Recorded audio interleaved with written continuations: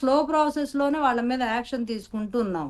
సరే మనకి రాజ్యాంగం ప్రకారం వాళ్ళకి కూడా కింది కోర్ట్ నుంచి హైకోర్ట్‌కెళ్ళే వెసులుబాటు, హైకోర్ట్ నుంచి సుప్రీం కోర్ట్‌కి వెళ్ళే వెసులుబాటు ఉంది కాబట్టి, మన రాజ్యాంగం కల్పించిన హక్కులను కూడా వాళ్ళు అలాంటి లూప్ హోల్స్‌ని యూజ్ చేసుకొని, ఇలాగా చేసిన వాళ్ళందరూ తప్పించుకొని చెలామణయ్యే పరిస్థితుల్లోకి కూడా వచ్చేసాం చివరికి. సో, కానీ నేననేదేంటంటే పోలీసు వ్యవస్థ, పోలీసు యంత్రాంగం ఏదైతే ఒక వ్యక్తిని విచారణ చేస్తుందో ప్రాపర్‌గా అది కంప్లీట్ అయ్యే వరకి దాని మీద దృష్టి అంటే ప్రొలాంగ్ అవ్వకుండా, ఎక్కువ సమయం తీసుకోకుండా ఫాస్ట్ ట్రాక్ కోర్ట్స్‌ని గాని, అలాగే విధానాన్ని కూడా సత్వరమే అయ్యేలాగా చంద్రబాబు నాయుడు గారు కూడా అసెంబ్లీలో ప్రస్తావించారు. ఇలాంటి కేసుల మీద మేమొక ట్రిబ్యునల్ కమిటీని వేస్తాము. ట్రిబ్యునల్ కమిటీ నుంచి విజిలెన్స్ అధికారులతోటి విచారణ చేయించి సత్వరమే వాళ్ళకి బాధ్యుల్ని శిక్షించేలాగా మేము తీసుకుంటామని చెప్పి కూడా 4 నెలలవుతుంది. హ్మ్. ఇంతవరకు ఎలాంటి ట్రిబ్యునల్ రాలేదు.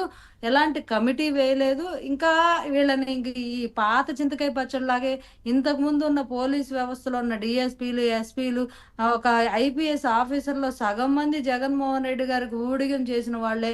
వాళ్ళ కంట్రోల్‌లోనే మళ్ళీ విచారణ అంటే దొంగ చేతికి తాళం ఇస్తే ఏమవుతుందో మనం ప్రత్యేకంగా చెప్పే పని లేకుండానే ఉంది. దొంగ చేతికి తాళాలిస్తే ఏ రకంగా విచారణ జరిగిద్ది? అదొక ప్రాపర్‌గా జరిగిద్దా? సో, ఈలోపే బోరగడ్డ అనిల్ గారు ఫేక్ సర్టిఫికేట్ పెట్టుకోవడం, వాళ్ళ అమ్మకు బాలేదని మెడికల్ సర్టిఫికేట్స్ కోర్టును సైతం బురిడీ కొట్టించే పరిస్థితి. కోర్టును కూడా బురిడీ కొట్టించేలాగా, మోసం చేసేలాగా ఎలాగా ఫేక్ సర్టిఫికేట్స్ సబ్మిట్ చేయాలా?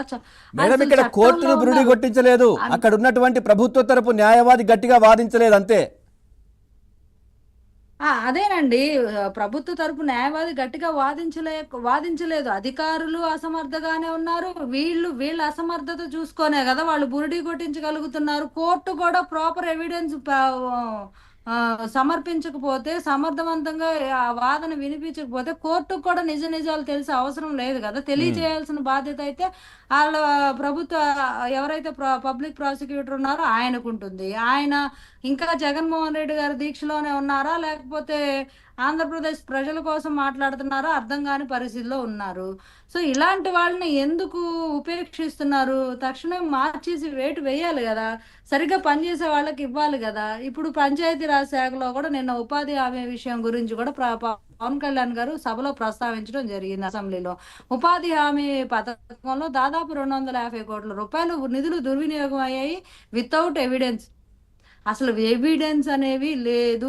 ఎలా చేశారు? ఏంటి? అనేది ఒక విజిలెన్స్ కమిటీ వేసి విచారణ చేస్తే, సోషల్ ఆడిట్స్ చేస్తే, దాన్ని ఒకే పనిని 4, 5 సార్లు చేసినట్టు చూపిచ్చి, ఫేక్ బిల్లులు పెట్టుకొని తీసుకున్నారని మాత్రం తెలుస్తుంది. అయి ఎప్పటికప్పుడు ఒక్కసారే ఆడిట్ జరుగుతది గాబట్టి, సోషల్ ఆడిట్ జరుగుతది గాబట్టి, సంవత్సరానికి ఒకసారి జరిగిద్ది గాబట్టి, ఈ మిగతాయి ఆ సంవత్సరం వరకే ఉంటాయి గానీ, మిగతా ముందు సంవత్సరాల డేటా ఉండదు. మరి ఇలాంటి పరిస్థితుల్లో 5 సంవత్సరాల్లో దాదాపు 250 మంది 250,00,00,000 దుర్వినియోగం అయిందంటే చిన్న విషయమా? ఫీల్డ్ అసిస్టెంట్లు 120 మంది ఫీల్డ్ అసిస్టెంట్లు కుమ్మక్కయి ఇంత పెద్ద స్కామ్ చేస్తే వాళ్ళని ఎవరు ఏం చేయలేని పరిస్థితుల్లో నోరెళ్ళబెట్టి చూడాల్సిన అవసరం అలాంటి పరిస్థితిలో ఉండిపోయింది. సో, ఇక్కడ ఒక్కటనే కాదండి. వ్యవసాయ శాఖ మంత్రి కూడా ప్రస్తావించారు. రైతులకు ఇవ్వాల్సిన అన్ని పథకాలు నిలిపేశారు. పరికరాలకు సంబంధించి నిధులు నిలిపేశారు. ఇచ్చామని ఫేకు ప్రాపగండా చేసుకున్నారు. నిధులు దారి మళ్లించారు. ఎటు మళ్లించారో తెలీదు.